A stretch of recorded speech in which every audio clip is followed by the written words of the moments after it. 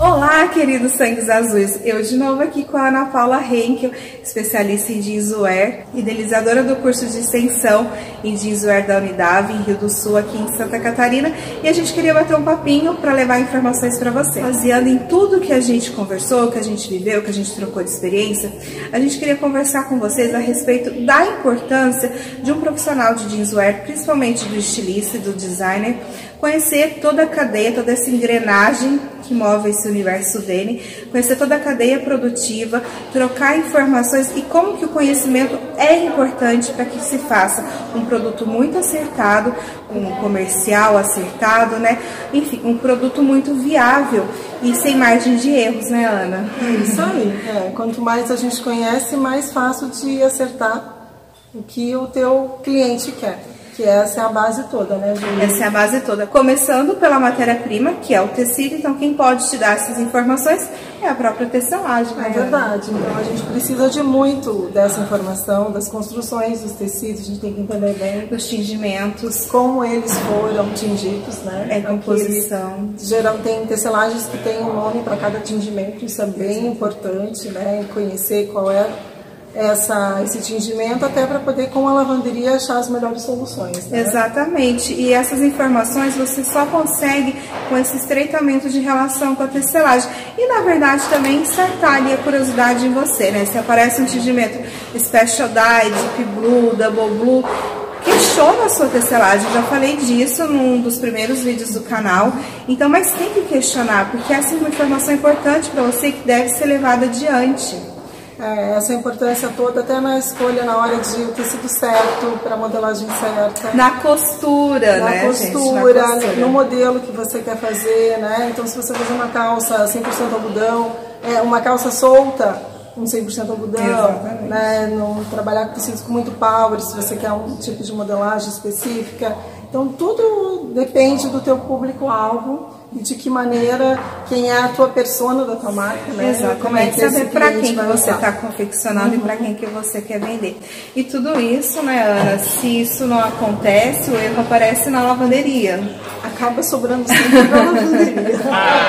E como estamos falando esse final de semana sobre lavanderia industrial, produtos químicos, todo o processo de acabamento, customização, diferenciação da peça, então é um assunto muito pertinente que a gente deve bater em cima. Sim, inclusive depois, com o tecido certo, você ter a escolha da lavação que você quer fazer, tem as suas restrições, né? Pegar um tecido aí que foi feito só para maciar e fazer uma lavação muito clara, nem sempre o elastano vai aguentar, se ele tem. Então tem várias coisas. Tem um poliéster muito, né? Exposto. Exatamente. Fazer um laser, né, em cima de um poliéster muito exposto. Então tem vários detalhes aí que a gente pode estar agregando e fazendo a diferença e acertando cada vez mais, né? Falando em sustentabilidade, aí a gente errar cada vez menos. A questão do aceitável ou do não aceitável. Exatamente. Né? Isso foi um tema, gente, que a gente se questionou muito aqui, a gente conversou. Até que ponto é aceitável ou não o que as pessoas consideram de diferença, mas assim, uma diferença muito mínima a olho nu. Então, eu acabei de dar essa aula no final de semana e eu posso falar que a gente está falando de um corante índigo, que é um corante extremamente volátil, instável. Eu até brinquei na aula, que eu falei, gente, ele é louco. Eles adoraram, ele é louco. Ele é louco. O índigo é o que, gente? Louco, muito louco. Ele é louco para sair do tecido e para migrar para qualquer lugar que não seja o tecido. Então, considerando, aqui no meu linguajar, que ele é louco, né, Ana? Então, a gente tem essa variação de nuances do denim, o que é muito bacana, gente. É um toque. É o diferencial. É o diferencial do denim, né? Se ele não desbotasse, a gente não tinha o que faz O que faz é você ter peças muito exclusivas, mesmo que seja um lote que fale, precisa ter padrão. Tem padrão, mas essa pequena diferença de nuance que dá, não saiu de um azul escuro para um azul médio ou claro, tá ali azul escuro com azul escuro. E aí o profissional rejeita e fala, está diferente da piloto. Então a gente questiona muito, nós queríamos que todos tivessem acesso a esse conteúdo, que assim, piloto é uma peça na máquina só, produção, já o próprio nome já diz que é produção. Então tem que ter essa aceitabilidade Né, Ana? Porque ficou assim, eu fiquei chocada, porque a pessoa, com a reclamação que eu vi, e ele pautou isso com muito sofrimento, assim, com muita apreensão, do tipo, eu não sei o que fazer.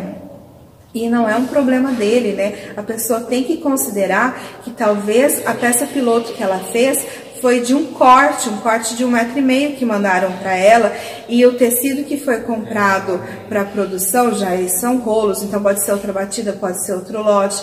E também tem que considerar que uma peça não tem o mesmo efeito de um lote, né? Não é que seja diferente, gente. São essas pequenas diferenças de nuances.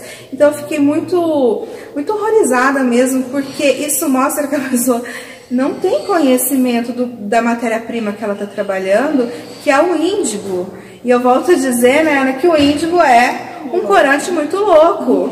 E isso é o diferencial, e isso é o que a gente gosta do denim, né?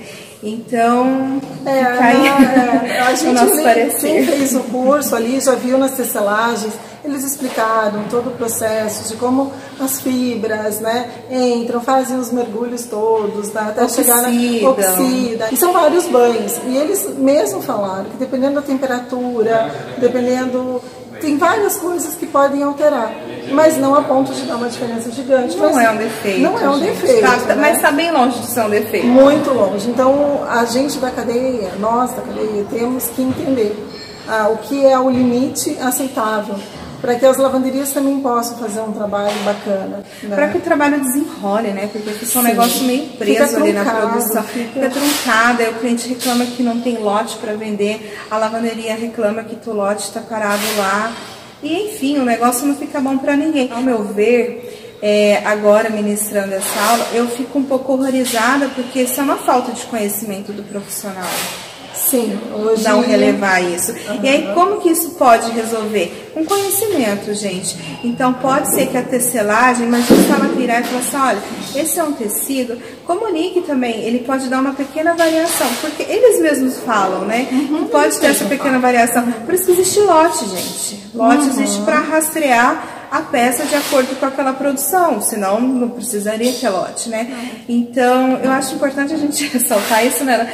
Até porque, assim, entre nós e agora com todos eles, foi um assunto que ficou aqui entre a gente discutiu bastante o limite, o que pode e o que não pode no jeanswear, e eu achei uma pauta importante levar para vocês, porque aqui somos duas estilistas de jeanswear, então eu acho importante levar isso para você que é designer, que é estilista, para você lavanderia, para você tecelagem.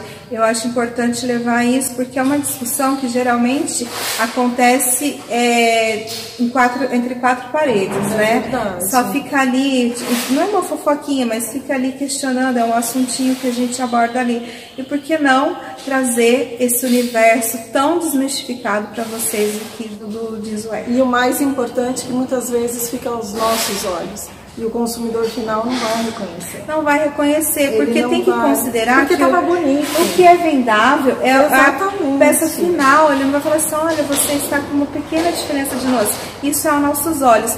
Então, o que vende no jeanswear, além de qualidade, de conceito, é o visual. Então, fica aí o nosso desabafo, a gente compartilhando a nossa conversa de final de semana com o pessoal. Né?